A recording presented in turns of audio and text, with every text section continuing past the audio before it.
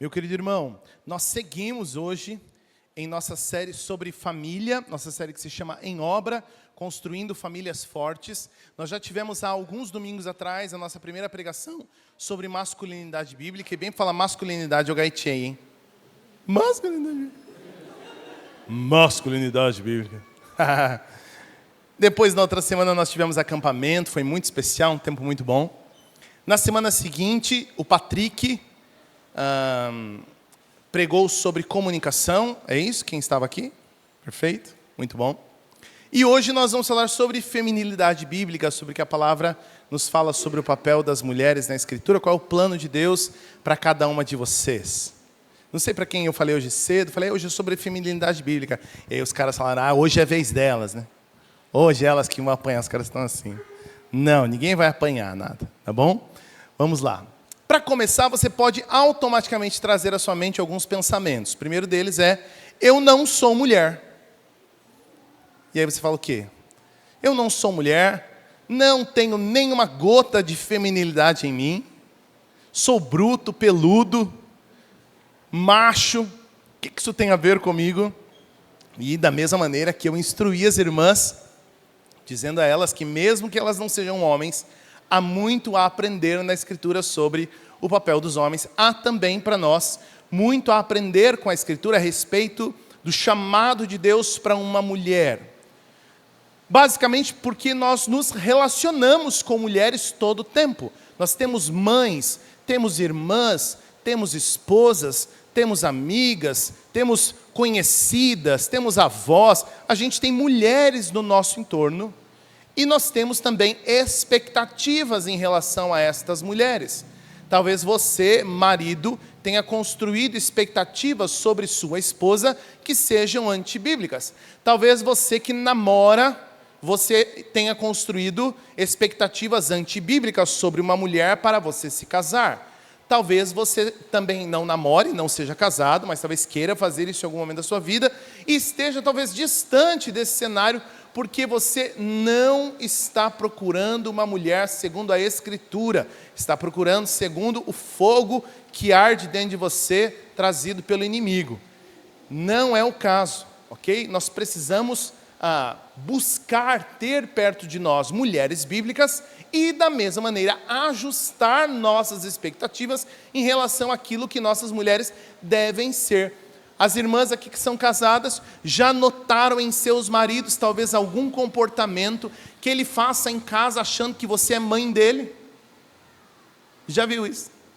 Quando ele deixa a toalha lá para a mãe dele tirar? Fala, senhor irmão, não sou tua mãe não.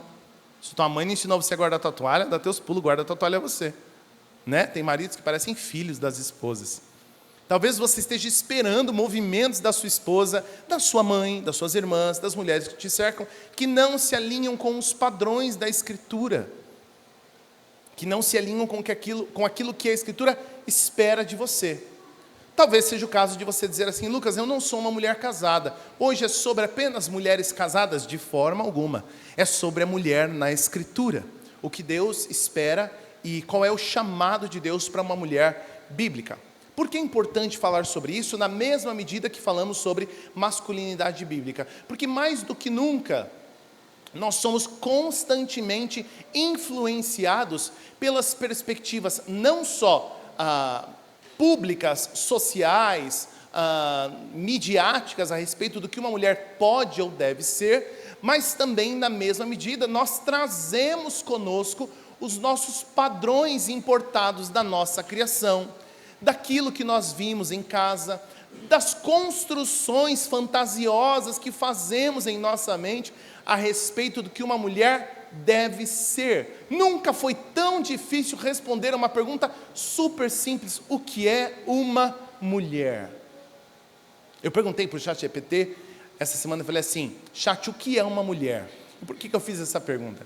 Porque é muito comum que pessoas de perspectiva mais conservadora, elas têm feito agora esses debates, eu falei isso algumas pregações atrás, feito uns debates, elas vão na rua, vão nas universidades, montam uma banquinha e falam assim, me pergunte alguma coisa, e aí muitas vezes elas devolvem essas perguntas às pessoas, me diga o que é uma mulher, e nunca parece que foi tão difícil de responder o que é efetivamente uma mulher. As pessoas bailam e dançam e tentam e rodeiam com uma dificuldade absurda de definir o que é uma mulher. O meu ChatGPT, ele já está infectado já.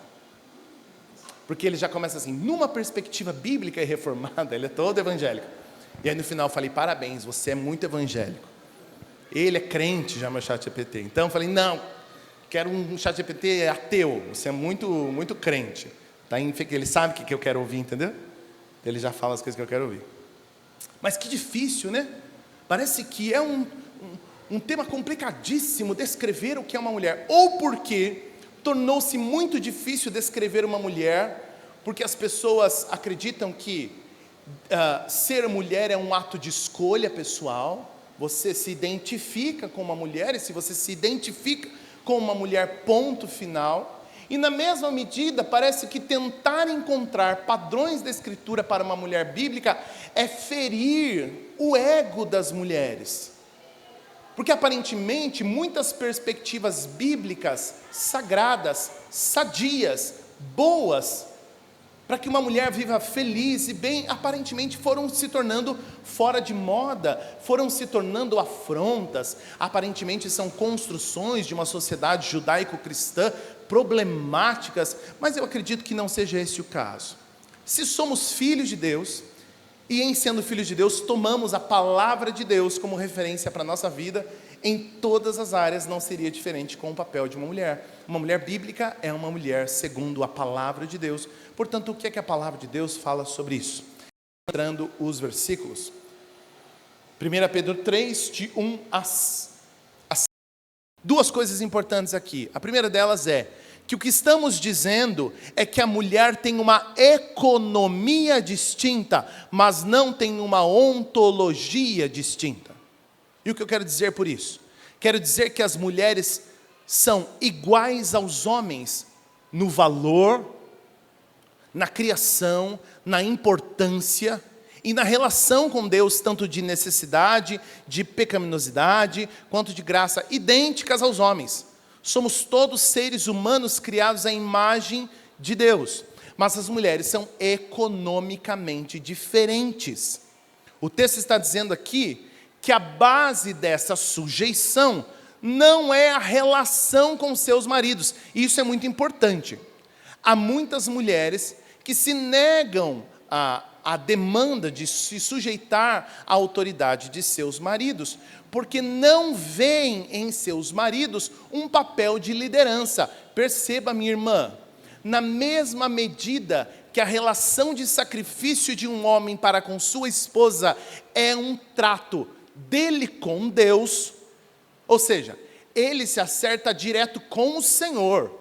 Se ele não está se sacrificando, servindo, disposto a dar tudo pelo bem-estar de sua família e dos seus liderados, como falamos algumas semanas atrás, ele está construindo um problema com Deus. É uma dívida para com o Senhor, não para com você, para com o Senhor. É como se Deus dissesse assim, não, vem falar comigo.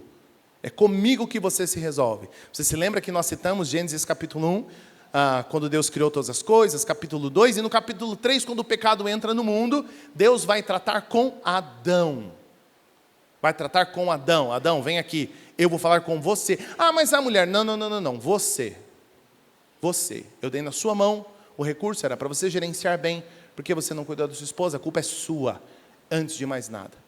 Na mesma medida, a sujeição, a submissão de uma esposa a seu marido está atrelada necessariamente à relação dela com o Senhor e não com o marido.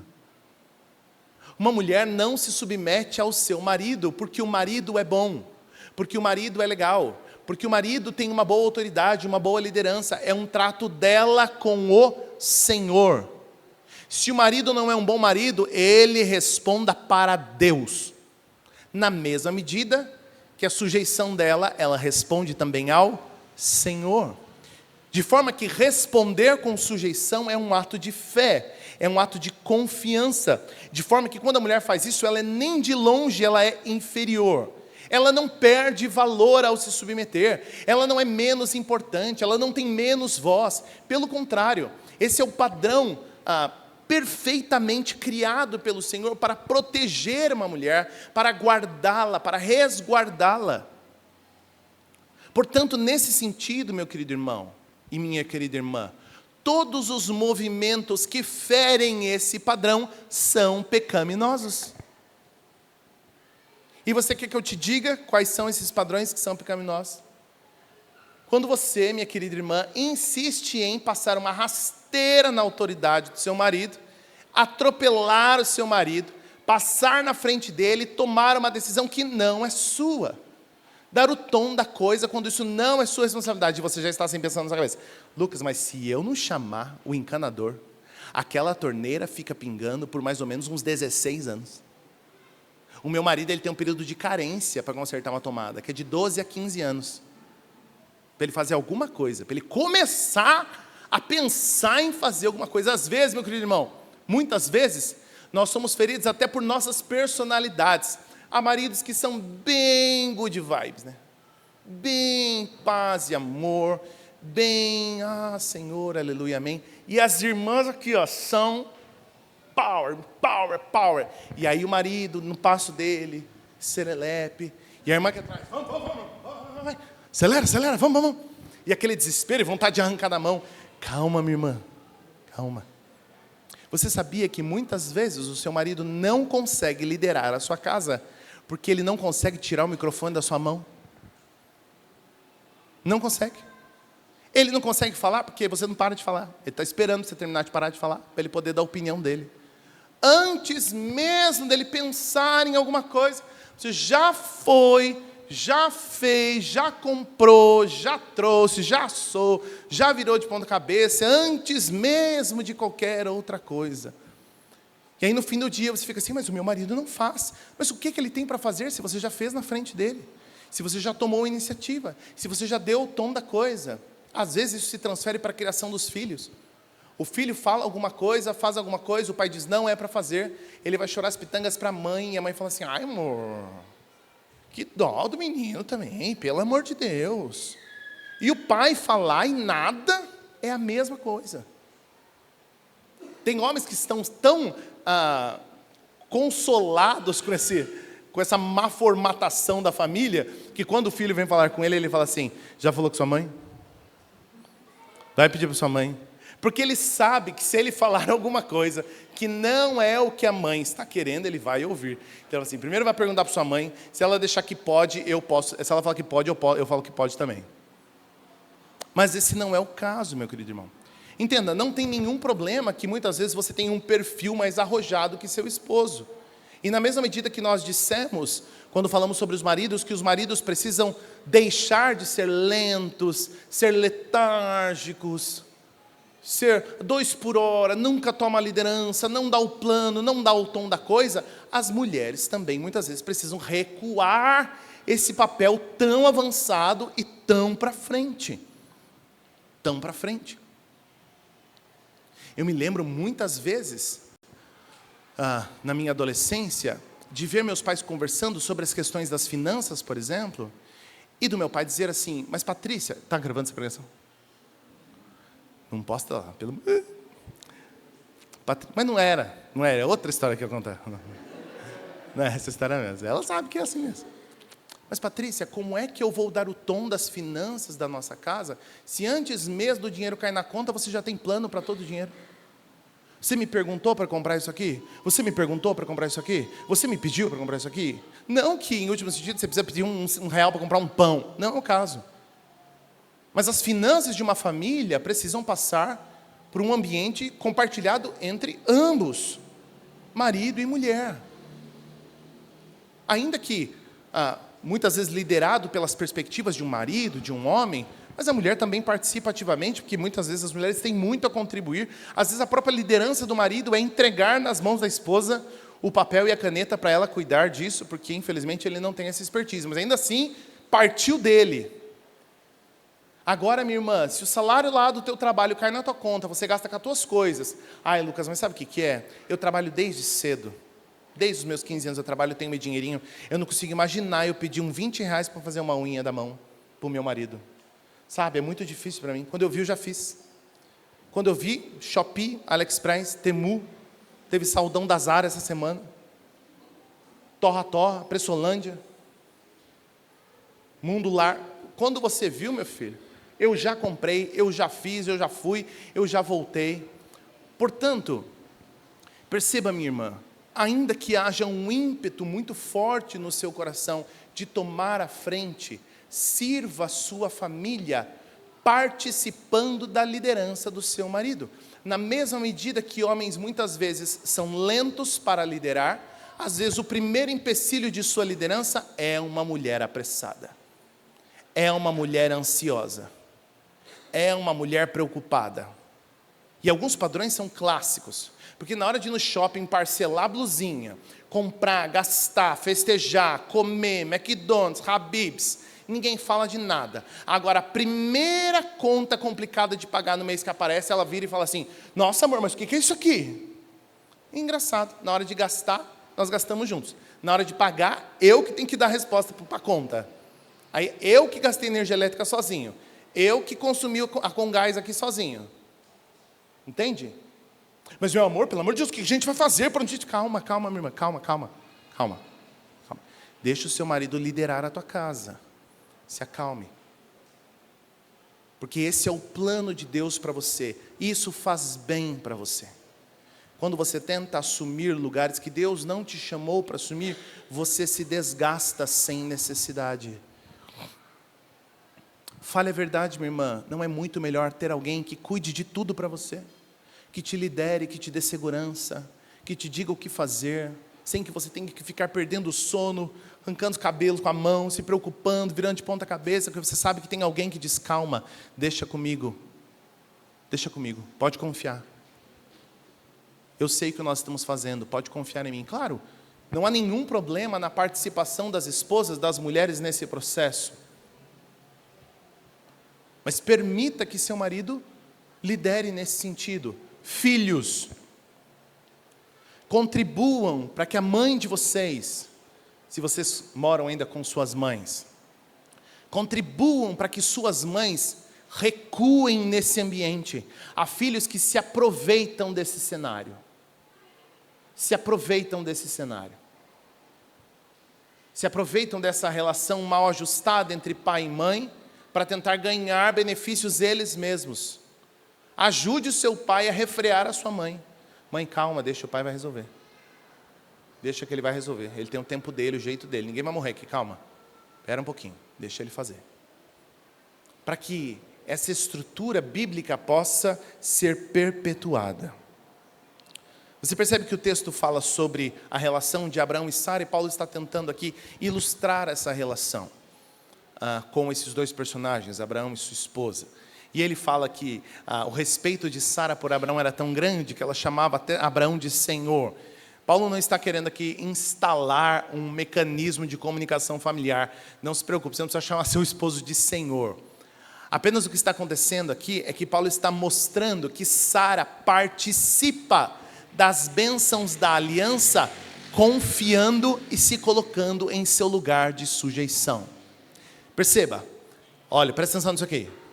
Você se lembra que eu disse que havia um combinado de aliança no Éden, de Deus para com Adão? Lembra disso? Que Deus tratava com Adão.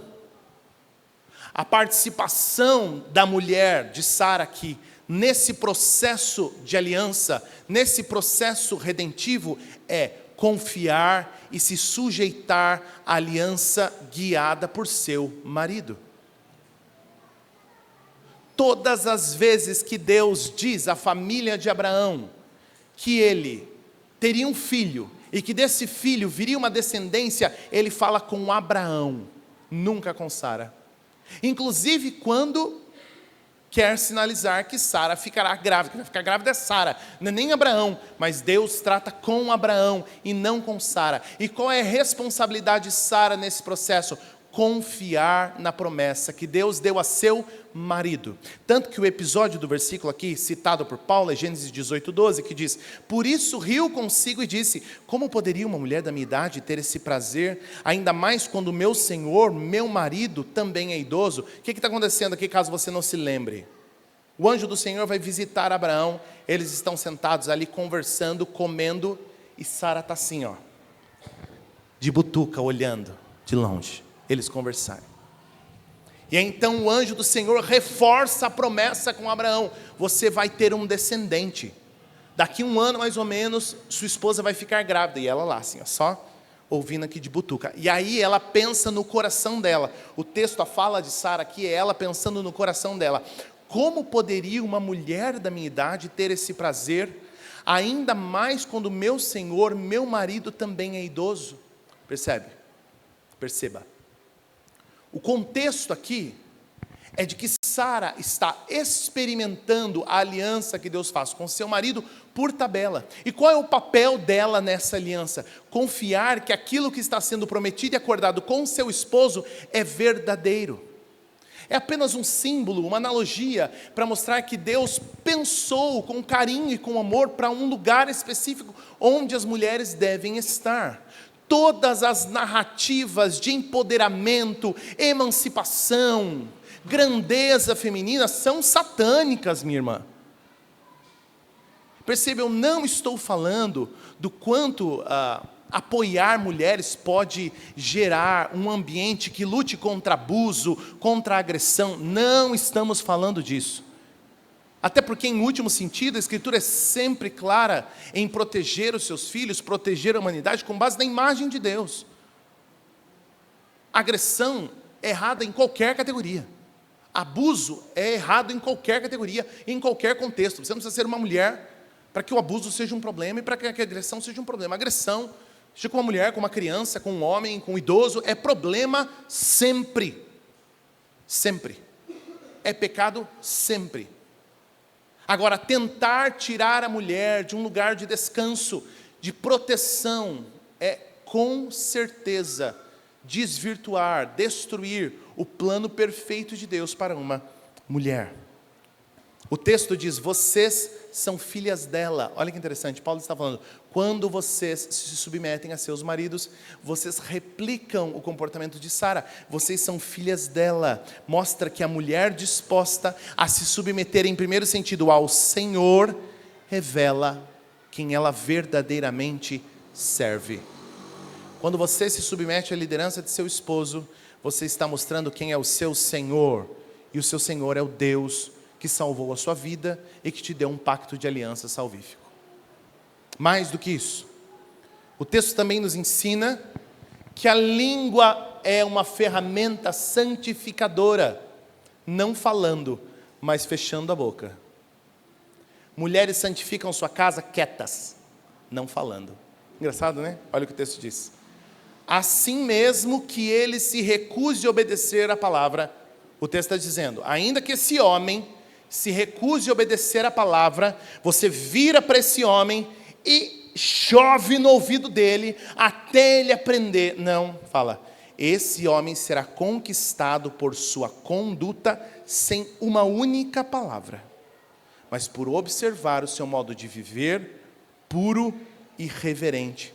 O foco aqui não é persuasão verbal, mas procedimento visível. A influência silenciosa é um instrumento poderoso quando acompanhada de santidade e reverência. Minha irmã, você santifica a sua casa quieta.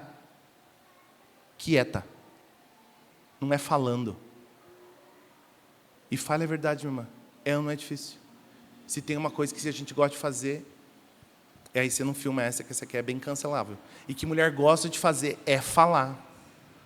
E fala, e fala, e fala, e fala. Ah, mas está filmando ali, né? E fala, e não para de falar. Eu me lembro quando eu era criança, ia ser disciplinado pelo meu pai, porque eu tinha errado por alguma coisa, e merecia mesmo, né? Era meu pai me disciplinando de um lado e minha mãe falando do outro.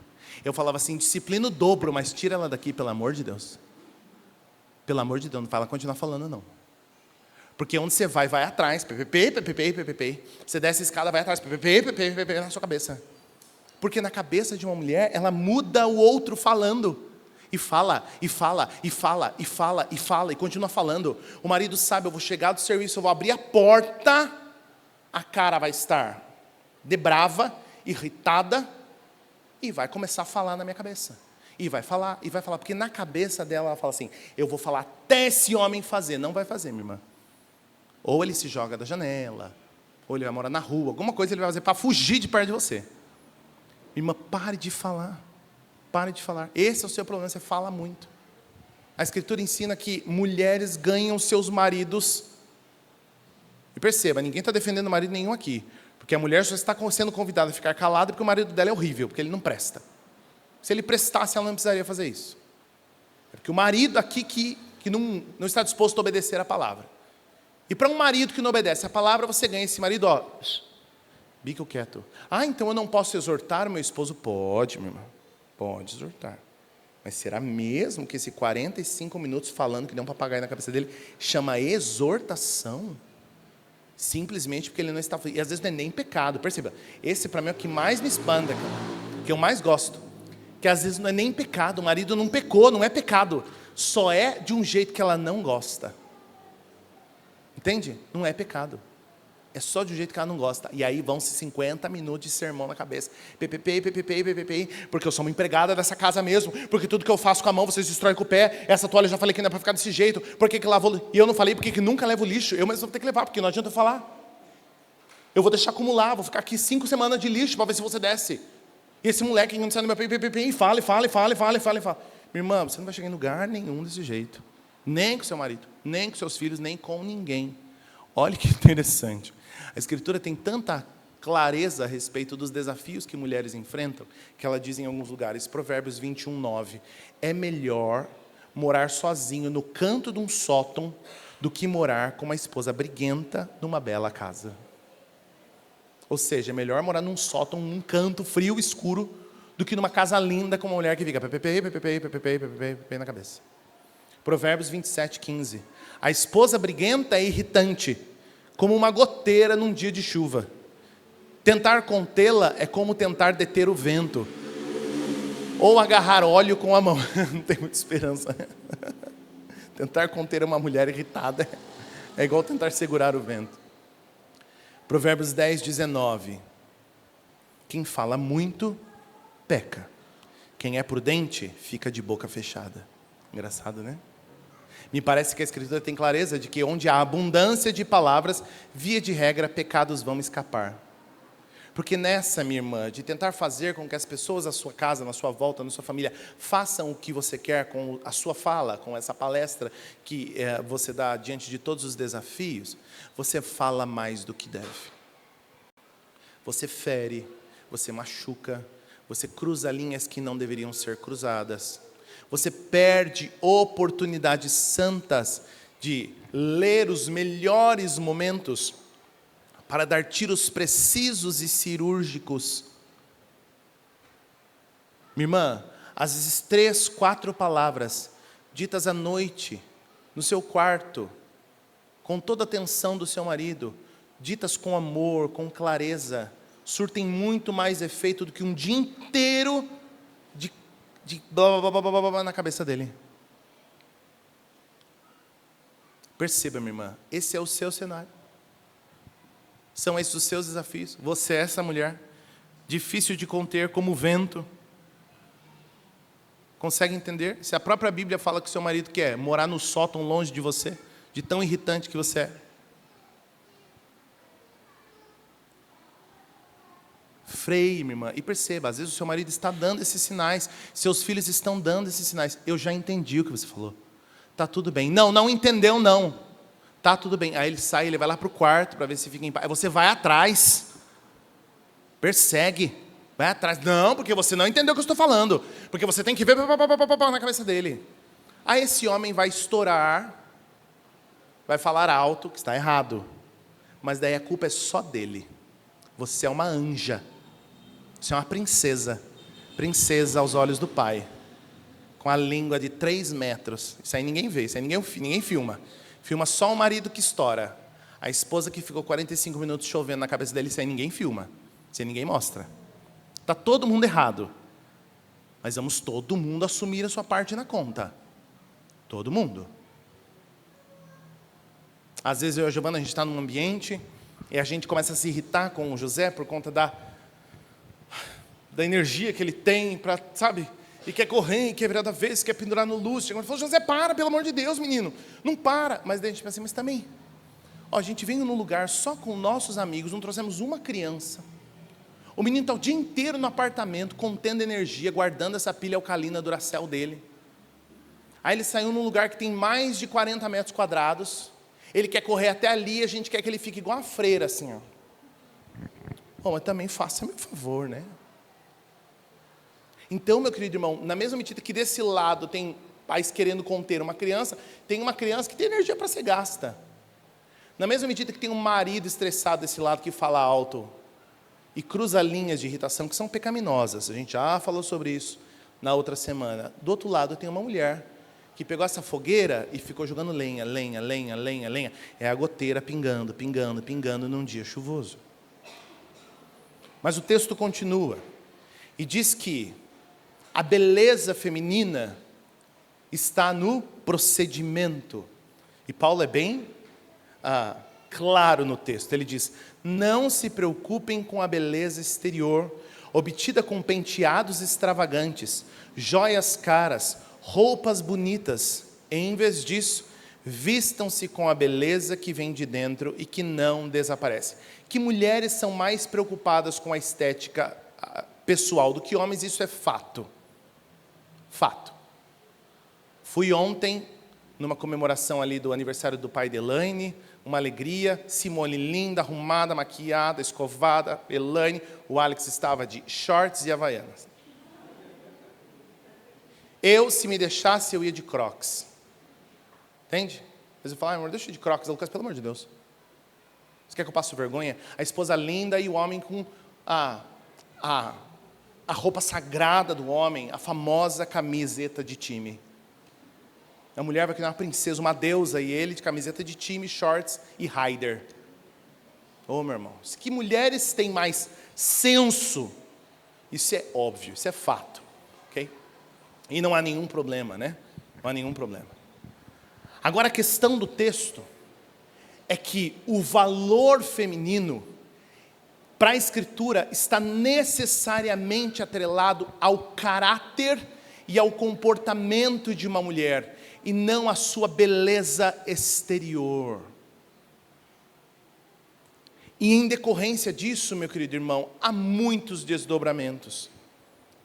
Porque, em primeiro lugar, se a sua identidade, minha irmã, vem da sua aparência, então em algum momento você vai perceber que a sua identidade está se deteriorando e você não sabe nem mais quem você é. Já viu mulheres muito bonitas, que eram crianças bonitas, depois viraram adolescentes bonitas, jovens bonitas, e só conseguem considerar em si que sua identidade está baseada em sua beleza. Só que o tempo vai passando e o próprio Paulo vai falando isso, porque ele fala que as mulheres têm que se vestir com a beleza que vem de dentro, que não desaparece. A algum momento essa beleza vai começar a escoar pelo ralo, minha irmã. E aí não há ácido hialurônico que segure o que a gravidade vai derrubar. E aí estica daqui, fio dali, botox daqui, ácido daqui, e cinta, e aperta, e levanta, e corta, e puxa, e beijo, e não sei o quê. Daqui a pouco está um negócio, demonização facial, e daqui a pouco parece um negócio muito louco, porque ela está com 65, 80 anos, querendo parecer que tem 20, porque ela se vê assim. Não, mas essa é a minha identidade. Quando eu olho para mim, alguém pergunta, quais são suas qualidades? Eu sou bonita. Mas daí a vida vai cobrar um preço, está tudo bem, gente. Todo mundo enruga, todo mundo estraga, alguns mais rápido, outros menos rápido. Depende dos seus hábitos diários. E às vezes a carcaça já também não é muito, né? E aí o material já não vem muito bom de fábrica. Aí depois começa... Então vai estragar, meu querido irmão. Até as pessoas mais lindas do universo vão estragar. O tempo vai passar. E se sua identidade está atrelada à sua beleza, você fica sem sentido, fica sem identidade. Infelizmente, meninas são treinadas para ganhar o mundo com beleza. Você já viu gente passando por processo admissional de empresa sendo melhor tratada porque é bonita? Esses grandes chefões, gerentes, diretores de empresas contratando menininha nova para ser secretária? As tia merendeira ninguém contrata, né? As menininhas novinhas que eles gostam de contratar. Infelizmente, muitas mulheres descobriram também que elas podem comprar as pessoas com sua beleza.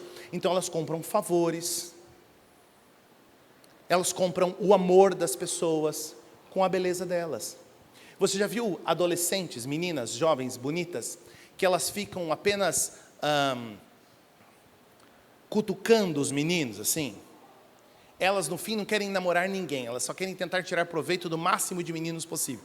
Então elas dão bola para todo mundo, mas no fim elas não vão ficar com ninguém. Porque elas sabem que se elas forem legais, derem bola para todo mundo, elas vão conseguir tudo que elas querem. Por conta da beleza delas.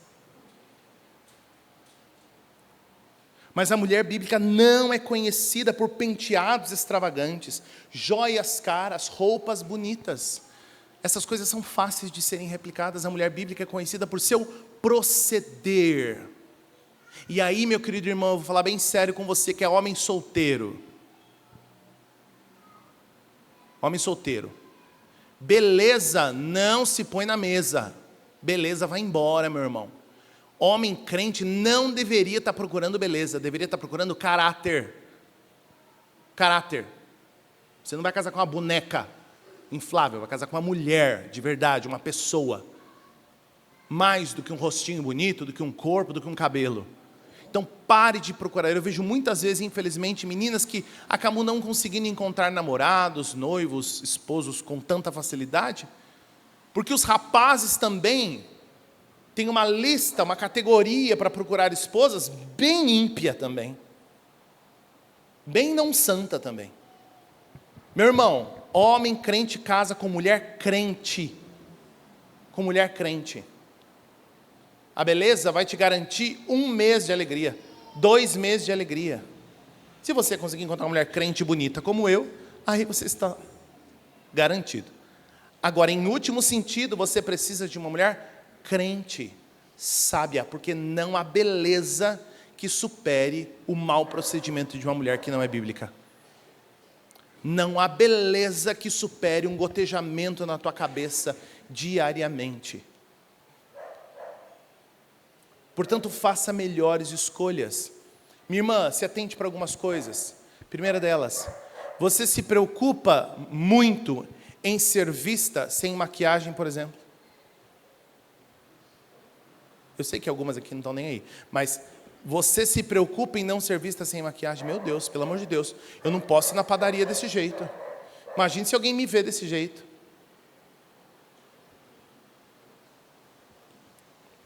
Você sempre quer ser medida pela sua beleza? Quer que sua beleza seja o seu carro-chefe, o que lidera a sua apresentação às pessoas?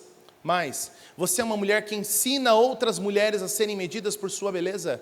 Fica lutando com outras mulheres para tentar conseguir o que quer por meio da beleza? Mas mulheres que não estão dispostas a se devotar a outras pessoas por conta de desgastes estéticos. Mulher que não quer engravidar porque vai estragar o corpo, porque vem estria, porque vem cicatriz. Que nunca quer se envolver com os cuidados da casa, porque eu acabei de fazer a unha, então vai estragar, então não conte comigo. Nunca tem dinheiro para nenhuma causa nobre, para servir ninguém, mas não pode ver uma Renner na frente. Ah, uma Renner, ela já pula dentro da Renner e sai com uma sacola, com coisa que ela nunca vai usar. Se o armário dela tem roupa com etiqueta, que ela nunca usou, nunca vai usar, mas está lá, dentro do armário. Mulheres que sempre têm críticas à imagem dos outros. Nossa, mas fulana também, né? Pelo amor de Deus, não passa um batonzinho, não faz uma sobrancelha. Mas será que ela é só isso? Será que essas são as coisas mais valiosas e preciosas a se considerar sobre alguém? Minha irmã, você precisa ser conhecida pelo caráter de Deus em você. A imagem de Tito para uma mulher madura, mais velha, é aquela que tem um procedimento bíblico e digno de respeito. Tito 2, 3-5 diz: semelhantemente, as mulheres mais velhas devem viver de modo digno. Não devem ser caluniadoras, nem beber vinho em excesso. Antes devem ensinar o que é bom. Devem instruir as mulheres mais jovens a amar o marido e os filhos, a viver com sabedoria e pureza, a trabalhar no lar, a fazer o bem e a ser submissas ao marido. Olha que interessante. Paulo está descrevendo para Tito aqui o caráter de uma mulher madura. E as mulheres mais velhas, ele está considerando aqui que são mais maduras e mais sábias, ensinam as mais novas. E esse é o caráter de uma mulher madura. Elas amam os maridos e os filhos, elas vivem com sabedoria e pureza, elas trabalham no lar, elas fazem o bem, são submissas a seus maridos. Essas são características de uma mulher madura bíblica. Esses são os alvos que você deve buscar, minha irmã. São esses os padrões que têm que te definir, dizer quem você é. Não a sua beleza, não suas conquistas profissionais, não sua autonomia, seu empoderamento, não. Uma mulher comum, simples, ordinária, que ama seu marido e seus filhos, serve seu lar, vive com pureza e sabedoria, faz o bem, é submissa a seu esposo. Esse é o retrato de uma mulher bíblica. Esse é o chamado de Deus para você. Mas há um último sentido, e para mim um dos mais importantes, sobre o chamado de Deus para uma mulher. É que a mulher, ela é economicamente diferente, mas ela é igualmente pecadora e igualmente alvo da graça. Olha o que diz o versículo 7. Sejam compreensivos no convívio com ela, pois ainda que ela seja mais frágil, o texto já está sinalizando, elas são diferentes, elas não são iguais. Ela é igualmente participante da dádiva de nova vida concedida por Deus. De forma que o texto está dizendo é que, em último sentido, mulheres são tão pecadoras quanto os homens e tão necessitadas da graça de Cristo como os homens. De que mulheres têm seus pecados particulares, mas que sua identidade só pode ser redimida na obra de Jesus na cruz. Portanto, em último sentido, o que uma mulher bíblica é alguém que conheceu a Cristo e teve seus pecados lavados na cruz de Cristo. Isso é uma mulher bíblica. Uma mulher bíblica é aquela que conhece a Cristo e que experimentou a graça da bondade de Deus na obra de Jesus Cristo. Empoderamento é isso. Uma mulher empoderada é uma mulher que se ajoelhou diante da cruz de Cristo, confessou seus pecados, suas limitações e entregou sua vida ao Senhor. Minha irmã, você quer ser uma mulher empoderada, cheia de liberdade e autonomia? Coloque-se diante da cruz de Cristo e se humilhe. É disso que você precisa. Você não precisa de um marido para te dar sentido na vida. Você não precisa de um emprego, de uma carreira. Você não precisa de filhos. Você não precisa de beleza, de likes, de elogios. Você precisa de Cristo Jesus. E na mesma medida, meu irmão, homens bíblicos procuram mulheres que se dobraram diante da cruz de Cristo antes delas serem bonitas, cheirosas, isso ou aquilo. Estou cansado de ver adolescente e jovem colocando o cristianismo e a fé em Cristo Jesus de outras garotas como o último requisito. E às vezes nem um requisito é. Ela gosta das mesmas coisas que eu. Ela é super legal. Ela falou que quer ir na igreja. Ela gosta da minha família. Ela é super boazinha, cozinha super bem. Não importa, meu irmão. Não importa se ela sabe dar mortal e cair de ponta cabeça. Não importa. Ela crê em Cristo Jesus. Ela se dobrou diante da palavra de Deus, ela se submeteu à vontade de Deus conforme revelada na Escritura. É disso que você precisa, é dessa mulher que você precisa. Porque se você estiver botando para dentro da sua vida uma mulher que não ama Cristo Jesus, você vai pagar o preço depois. Porque esse fogo da tua adolescência, da tua juventude vai passar. E depois é você que vai ter que lidar com os pecados de uma mulher que não ama Cristo.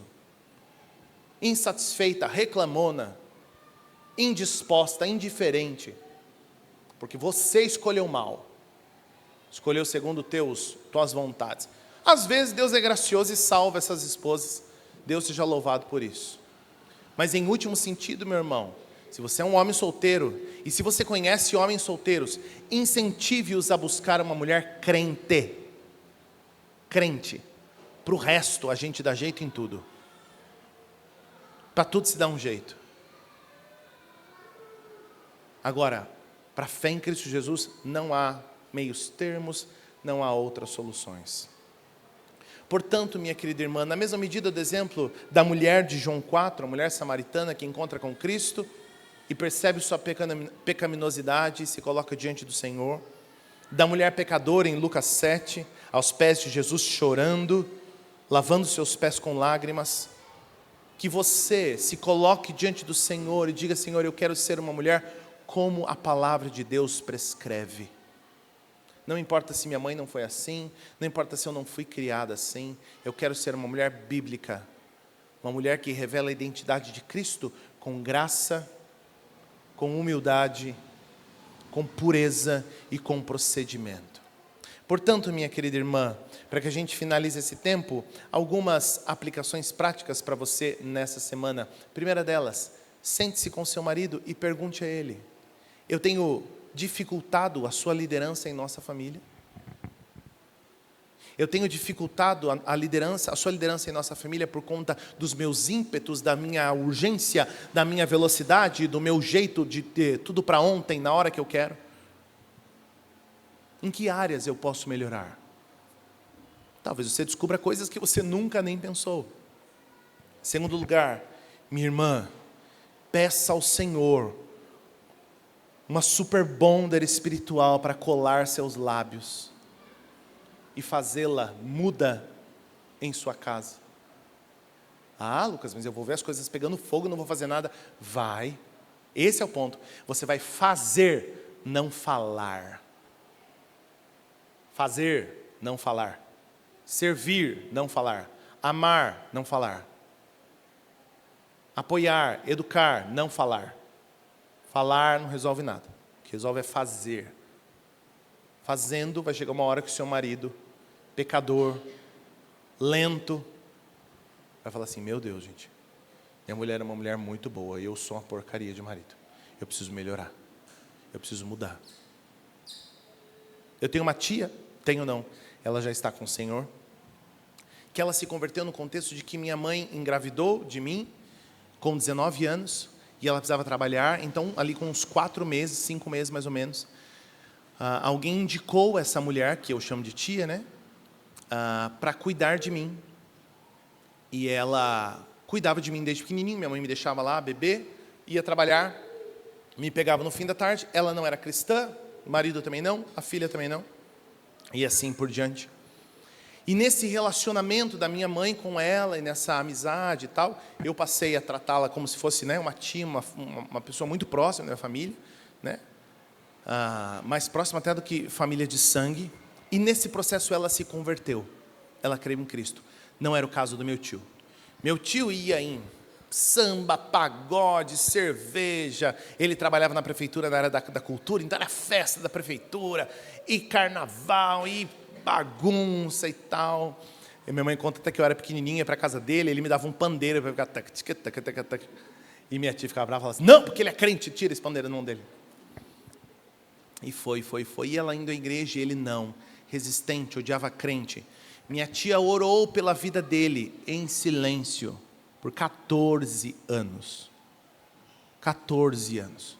14 anos depois, meu tio veio a Cristo e confessou sua fé em Jesus Cristo. Não foram 14 anos falando no ouvido dele. Talvez ela tenha sido tentada e lutado com esses desafios em algum momento dessa história, mas no procedimento dela, em algum momento o Senhor quis salvá-lo por conta do procedimento dela. Talvez, minha irmã, o que mais te angustie na sua relação com o seu marido, no homem que lidera a sua casa e sua família, seja ou esteja acontecendo pelo fato de que você não se cala. Se cale, minha irmã, ganhe seu marido em oração, no seu procedimento, não falando, não incitando ira, não colocando lenha na fogueira. Não se esqueça também, minha querida irmã, de fazer uma visita no seu próprio coração e relembrar onde está a sua identidade. Talvez você tenha sido treinada para colocar sua identidade em sua beleza, na maquiagem, no seu cabelo, nas suas roupas. Talvez você tenha sérios desafios de identidade porque você ganhou algum peso, porque a gravidez trouxe algumas cicatrizes, porque você já não é mais tão bela como quando tinha 15 anos de idade. Irmã, você não precisa dessas coisas para ser uma mulher bela. A mulher bela é a mulher que tem caráter bíblico, honesta, pura, correta, santa, gentil, humilde. Essas são características realmente louváveis. E em último sentido, minha irmã, coloque sua identidade na obra de Cristo Jesus. Mulheres bíblicas são mulheres que se dobraram à obra de Cristo. É isso que liberta as mulheres. Esse é o maior ato feminista que uma mulher pode fazer, de defender uma mulher. É se dobrar diante da cruz de Cristo Jesus e render a Ele toda a sua vida, toda a sua história e toda a sua identidade. Vamos orar. Deus, te louvamos, te agradecemos por teu amor e porque o Senhor nos consola e nos pastoreia, dando a nós a direção para todas as áreas da vida. Te louvamos porque tua palavra nos ensina quem somos, quem devemos ser e aquilo que precisamos abandonar. Derrama da tua graça sobre nossa vida. Tem misericórdia de nós, ó Deus. Santifica nossas irmãs, nossas esposas, filhas, para que elas sejam mulheres humildes, santas, dobradas diante da cruz de Cristo, ganhando seus filhos, seus esposos, por meio do procedimento, por meio da sua santidade. Louvado seja teu nome, ó Deus. Coloca, ó Deus, em nossas famílias um caráter santo. Santifica-nos, purifica-nos para a glória do Senhor. Em Cristo Jesus nós oramos. Amém.